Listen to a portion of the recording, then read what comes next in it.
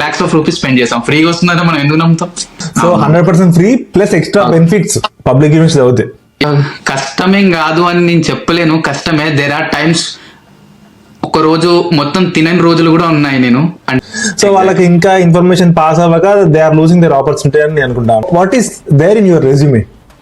నీకు SAP లో అంటే ఆల్మోస్ట్ నువ్వు వచ్చి 1 year 1.5 year అయిందంతే, బట్ SAP లో ఓన్. సో అక్కడ నాకు స్పార్క్ వచ్చింది, ఓకే నేను కూడా ఓన్ గా చేసుకోవచ్చు, నేను కూడా కన్సల్టెన్సీకి రీచ్ కావాల్సిన అవసరం లేదని. అప్పుడు అంటే సెమిస్టర్ బ్రేక్ లో మనం ఫుల్ టైం చేసుకోవచ్చు. 1.5 month అట్లా మనకు సెమిస్టర్ బ్రేక్ ఉంటుంది కదా. కొన్ని యూనివర్సిటీస్ కి డైరెక్ట్ అప్లికేషన్స్ ఉంటాయి వితౌట్ యూనివర్సిటీ. మాస్టర్స్ కోసం రావాలనుకుంటున్నారా లేకపోతే జాబ్ పర్పస్ గా రావాలనుకుంటున్నారా?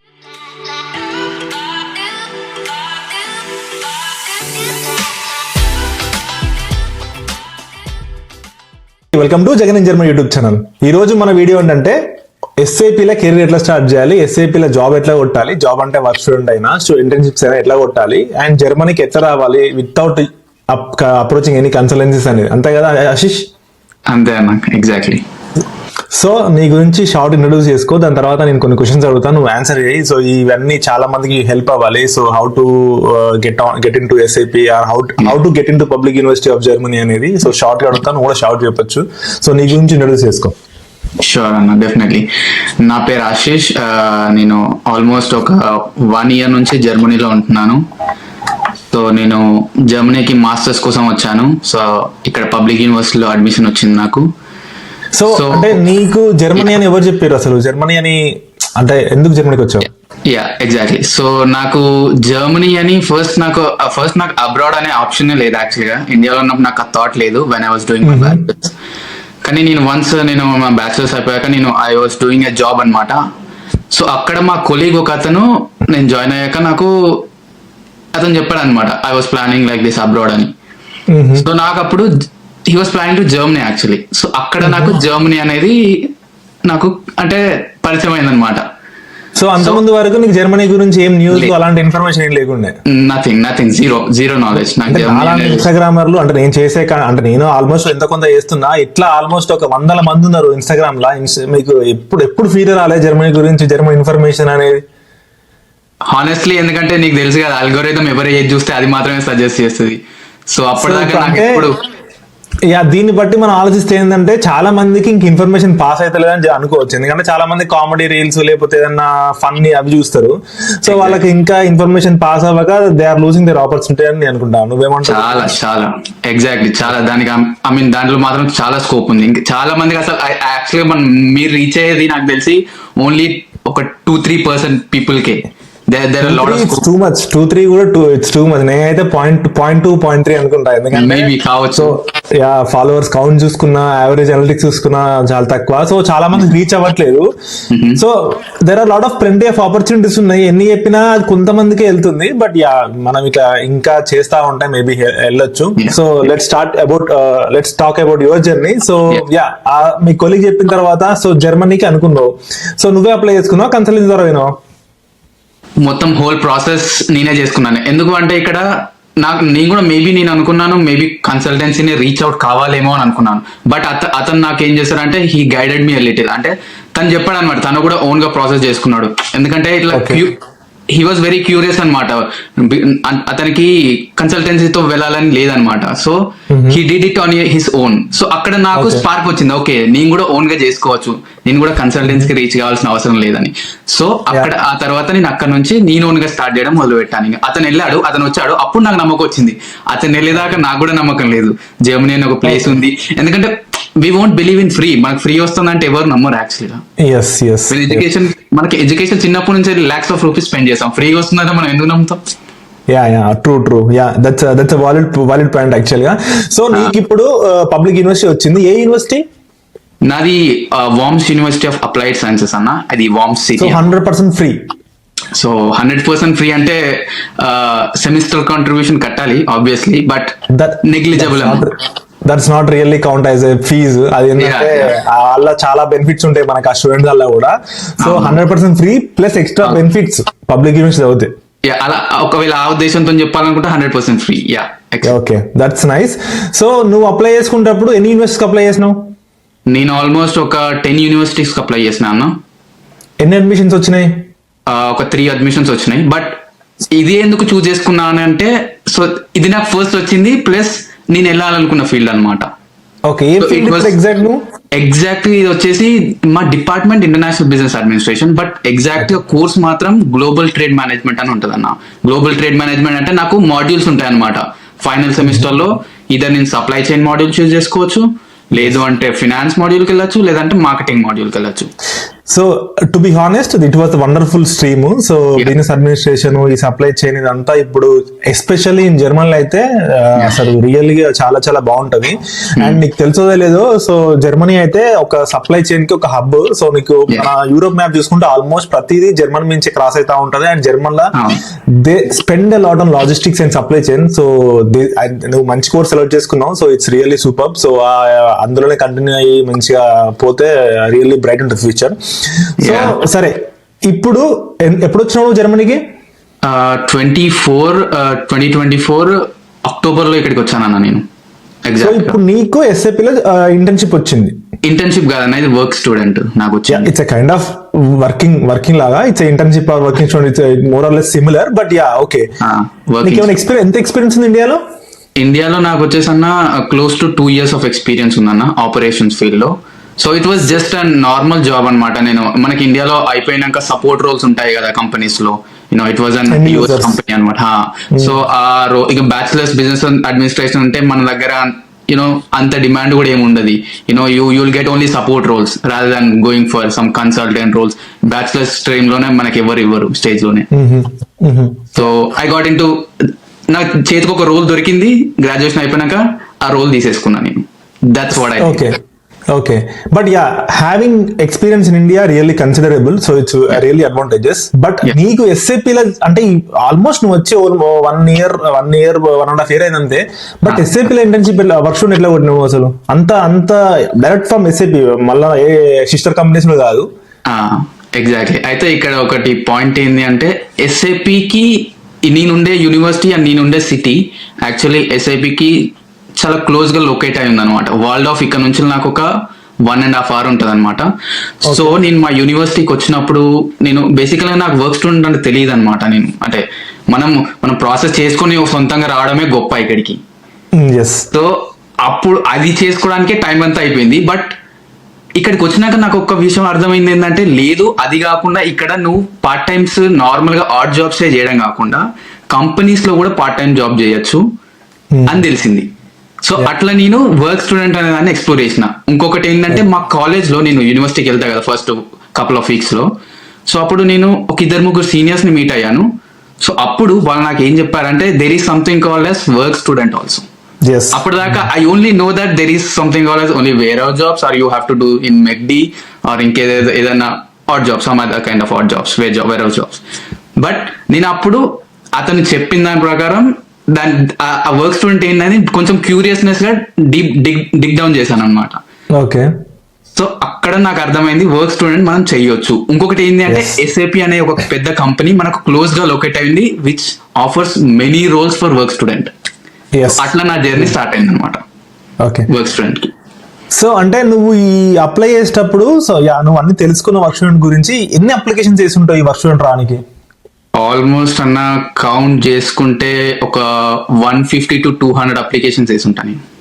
Okay, which is minimal range. But okay, కాకపోతే నీ ఆ రెజ్యూమ్ లో, నీ కవర్ లెటర్ లో ఏం పెట్టినావు అసలు? అంటే SAP లో రావాలంటే వాళ్ళు రియల్ గా SAP లో ఎక్స్పీరియన్స్ ఉంటే, లేకపోతే SAP సర్టిఫికేట్స్ ఉంటేనే మోస్ట్లీ వర్క్ స్టూడెంట్ అయినా, ఇంటర్న్షిప్స్ కైనా, ఫుల్ టైమ్ జాబ్స్ కైనా తీసుకుంటారు. But what is there in your resume? So నా రెజ్యూమే ఏంటన్నా, నేను ఒక ఫస్ట్ 30 to 40 అప్లికేషన్స్ అట్లీస్ట్ సెలెక్ట్ కూడా కాలేదు ఇంటర్వ్యూకి. అంటే నేను ఎవ్రీ నేను ఏంటంటే సీనియర్స్ దగ్గర నుంచి నేను అప్రోచ్ అయ్యి అడిగాను అనమాట, నాకు రెజ్యూమ్ కూడా కావాలి మీది అని చెప్పి. So there are some kind seniors who gave me the resume actually. So అందరు ఇవ్వరు యాక్చువల్లీ, షేర్ చేయరు ఇక్కడ రెజ్యూమే అందరు కూడా. So there was one kind senior which shared me resume అనమాట. సో నేను ఆ రెజ్యూమే తీసుకున్నాం. ఆబ్వియస్లీ దాన్ని ఆప్టిమైజ్ చేయాలంటే ఫస్ట్ అప్లికేషన్ చేసినప్పుడే అది ఆప్టిమైజ్డ్ ఉండదు అనమాట. అందుకే you want get interview for first application. So నేను ఏం చేశానంటే, ఫస్ట్ 40 to 50 అప్లికేషన్స్ అసలు ఒక్క ఇంటర్వ్యూ కూడా రాలేదు, నాట్ ఈవెన్ 1 ఇంటర్వ్యూ.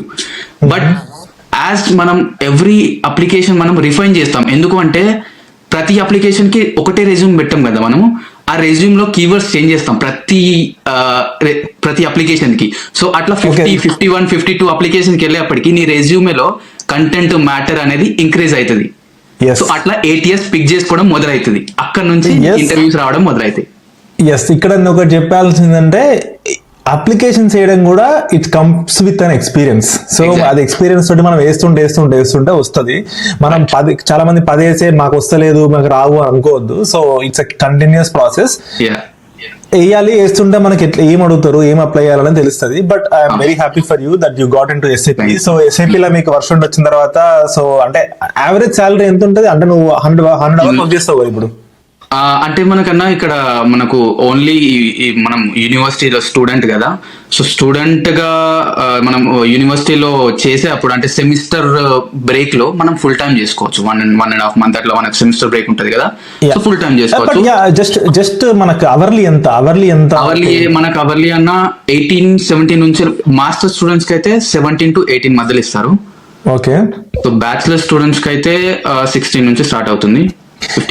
ఈ బయట ఈ వేర్ హౌస్ జాబులు ఈ బయట చేసేదానికంటే ఇక్కడ మంచిగా కూర్చొని మంచిగా పురుసొత్తున్నది కదా. సో ఆల్మోస్ట్ 1500-1600 అంటే ఆల్మోస్ట్ చేతికి ఒక 14-15 వస్తాయి. అంటే 80 hours చేస్తే. సో ఓవరాల్ అన్ని అవర్స్ చేసుకున్నా కూడా which is really very nice. అక్కడ యూనివర్సిటీ ఫీజు ఉండదు అండ్ మీకు లొకేషన్ దగ్గరే. ప్లస్ మనకి ఇక్కడ ఇన్కమ్ వచ్చిందంటే ఆల్మోస్ట్ నా సైడ్ అయితే ఇట్స్ ఒక సెటిల్మెంట్ అన్నట్టు. తర్వాత కూడా నువ్వు మంచి పర్ఫార్మ్ చేస్తే SAP డైరెక్ట్ జాబ్ కూడా రావచ్చు. అవన్నీ పెట్టుకున్నావంటే నీకు బయట కూడా మంచి ఆపర్చునిటీస్ వస్తాయి. ఎందుకంటే working in SAP really enhance your profile. Exactly. ఎందుకంటే మనం ఇప్పుడు 1 year నేను ఆల్మోస్ట్ 1 year వేస్ట్ చేసా అంటే ఐ వాస్ లైక్ నేను అటు వేరే జాబ్ చేసుకుంటూనే ఐ వాజ్ అప్లైయింగ్ అనమాట. So that help me a lot. ఎందుకంటే you know we come from very humble backgrounds అనమాట. సో మన దగ్గర అంత ఫండ్స్ ఉండే అనమాట ఇంటి దగ్గర నుంచి తీసుకొని వచ్చి యూనో చేసే అంత. సో నేను ఇక్కడ నేను వర్క్ చేసుకుంటూనే నా లోన్ కట్టుకొని ప్లస్ సైడ్ కి వర్క్ స్టూడెంట్ దాన్ని ఎక్స్ప్లోర్ చేసి దాంట్లో కొట్టాలనే ఒక జీల్తోని ముందుకెళ్ళినా. అంతే తప్పించి మొత్తం ఏ జాబ్ చేయకుండా ఓన్లీ వర్క్ స్టూడెంట్ మీద కూడా నేను వర్క్ చేయలేదు. ఐ వాస్ బ్యాలెన్సింగ్ అనమాట. ఓకే. లోన్ కట్టావా ఇప్పుడు? లోన్ మొత్తం క్లియర్ చేయలేదన్న, బట్ ఆల్మోస్ట్ ఒక 40% దాకా క్లియర్ చేశాను. బట్ లోన్ ఉంటే ఏమైందంటే ఒకవేళ నీకు వేరే ఏమన్నా డెప్స్ ఉంటే అవి కట్టుకో. లోన్ ఉంటే రియల్ గా బ్యాంక్ నుంచి ఎడ్యుకేషన్ లోన్ ఉంటే నీకు ఫుల్ టైం జాబ్ వచ్చిన తర్వాత నీకు ట్యాక్స్ క్లెయిమ్ చేసేటప్పుడు అది చూపించుకుంటే ఇంట్రెస్ట్ నువ్వు క్లెయిమ్ చేసుకోవచ్చు. ఇప్పుడు అదే ఉంది. ఇప్పుడు అదే మాక్సిమం దాని మీద వర్క్ చేస్తాను నేను.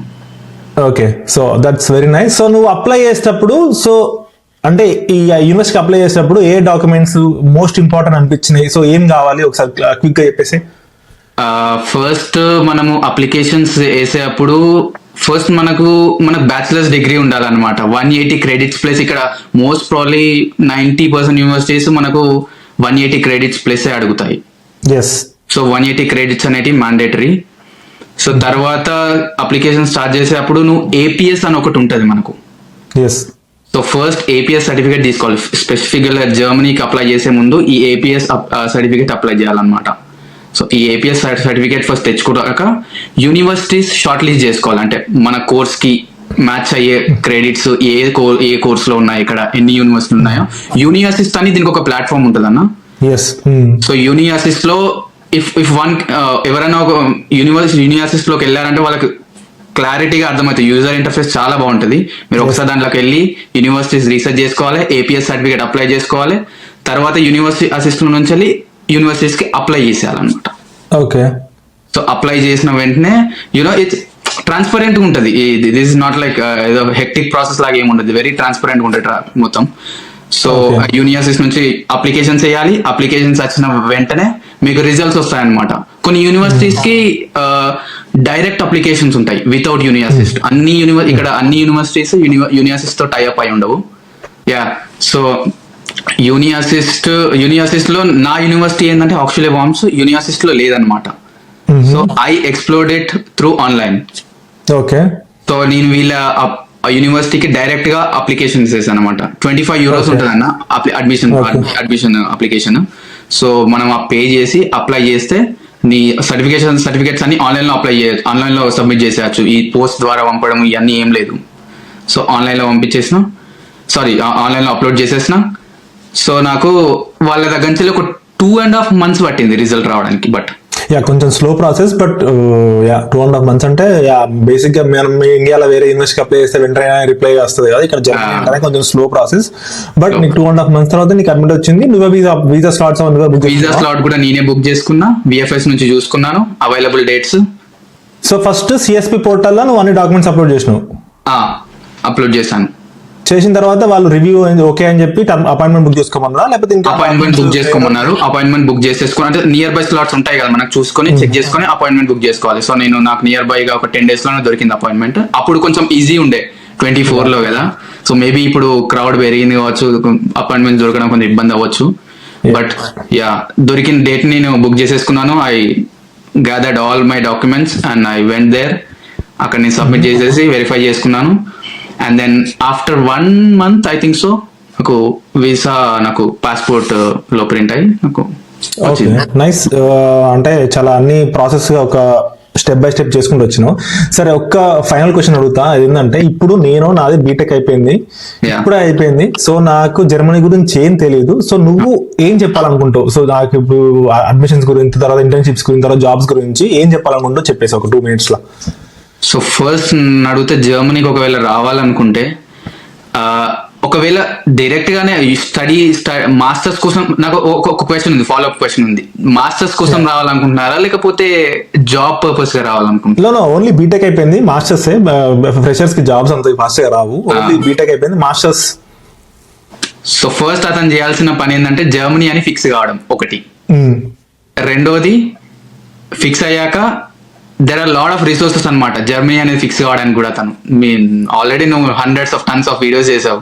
సో ఇఫ్ ఒక్క వీడియో చూసినా కానీ అతను క్లారిటీ వస్తుంది. సో ఫస్ట్ ఫిక్స్ చేసుకోవడం జర్మనీ అని, తర్వాత నేను చెప్పినట్టు అడ్మిషన్ ఏపీఎస్ అనే సర్టిఫికేట్ గ్యాదర్ చేసుకోవడం, తర్వాత యూనివర్సిటీస్ కి వెళ్ళడం, అతని కోర్స్ కి సంబంధించిన మాస్టర్స్ లో ఏం చేయాలనుకుంటున్నాడో ఆ కోర్స్ చూసుకోవడం, యూనివర్సిటీ సెలెక్ట్ చేసుకోవడం, ఆ యూనివర్సిటీస్ కి యూనివర్సిటీ అయింది అనుకో యూనివర్సిటీ త్రూగా అప్లై చేయడం, లేదు అంటే కొన్ని యూనివర్సిటీస్ కి డైరెక్ట్ గా అప్లికేషన్స్ ఉంటాయి, డైరెక్ట్ గా అప్లికేషన్ చేయడం. ఇది 2 చేసుకొని తర్వాత అతనికి యూనివర్సిటీ అడ్మిట్ వస్తుంది. అట్లీస్ట్ ఒక 5 years తో 1 ton వస్తుంది. సో ఒక్కసారి యూనివర్సిటీ వచ్చాక అతను వీసా అప్లికేషన్ ఫైల్ చేసుకోవడం. That's it. So this is the clear path. And ఇంకో క్వశ్చన్ ఏంటంటే, నీకు జర్మన్ లాంగ్వేజ్ వచ్చా? జర్మన్ లాంగ్వేజ్ అన్నా నాకు ఇండియా నుంచి నేను వచ్చినప్పుడు 0, నాకేం లేదు.